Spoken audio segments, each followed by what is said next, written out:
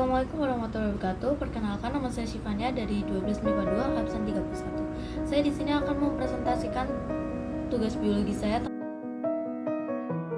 Berikut poin-poin materi yang saya lampirkan untuk presentasi pada kali ini. Baik, yang pertama di sini adalah perbedaan pertumbuhan dan perkembangan. Dapat kita lihat di sini bahwa pertumbuhan ini bersifat irreversibel, sedangkan perkembangan bersifat reversibel. Yang kedua di sini ada macam-macam perkecambahan. Perkecambahan dibagi dua, yaitu epigial dan hipogea. Untuk yang epigial ini ditandai dengan bagian kotiledonnya itu terangkat ke atas permukaan tanah ketika pemanjangan hipokotil. Sedangkan kalau hipogeal ini ditandai dengan terbentuknya bakal batang yang muncul ke permukaan tanah, sedangkan kotiledonnya tetap berada di dalam tanah. Selanjutnya ada faktor yang mempengaruhi. Di sini dibagi menjadi dua, yaitu faktor internal dan eksternal. Kalau untuk internal dibagi menjadi dua lagi, yaitu ada gen dan hormon.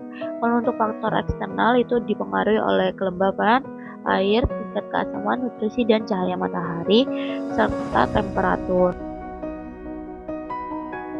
Selanjutnya ada metabolisme. Metabolisme ini adalah reaksi kimia yang terjadi di dalam sel. Ini dibagi menjadi dua, yaitu katabolisme dan anabolisme. Sedangkan enzim itu adalah senyawa protein yang berfungsi sebagai biokatalisator reaksi kimia yang terjadi dalam tubuh makhluk hidup. Enzim ini ada struktur, sifat, dan faktor yang mempengaruhi.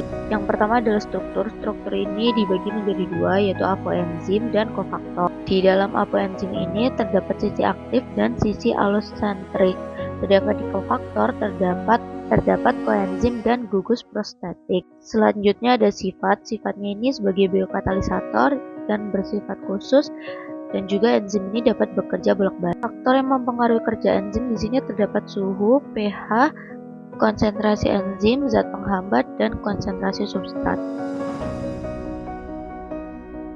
Selanjutnya ada katabolisme. Katabolisme ini adalah reaksi pemecahan senyawa organik sederhana menjadi senyawa anorganik. Di katabolisme ini dibagi menjadi dua, yaitu ada respirasi aerob dan anaerob.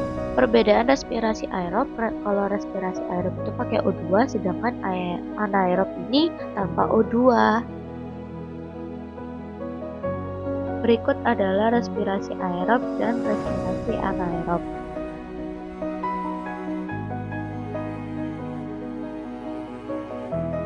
Selanjutnya adalah anabolisme. Anabolisme ini adalah rangkaian reaksi penyusunan suatu zat organik dari zat anorganik dan terjadi penyimpanan energi. Di anabolisme ini ada dua reaksi. Yang pertama ada reaksi terang dan yang kedua reaksi gelap. Kalau untuk di reaksi terang ini membutuhkan fotosistem dan tempatnya ada di thylakoid grana, menghasilkan O2, ATP, NADPH. Sedangkan untuk reaksi gelap itu membutuhkan O2, enzim Rubisco, RUBP, ATP, NADPH. Tempatnya ada di stroma yang menghasilkan glukosa, ADP, NADP+. Sekian presentasi dari saya, kurang lebihnya mohon maaf. Wassalamualaikum warahmatullahi wabarakatuh.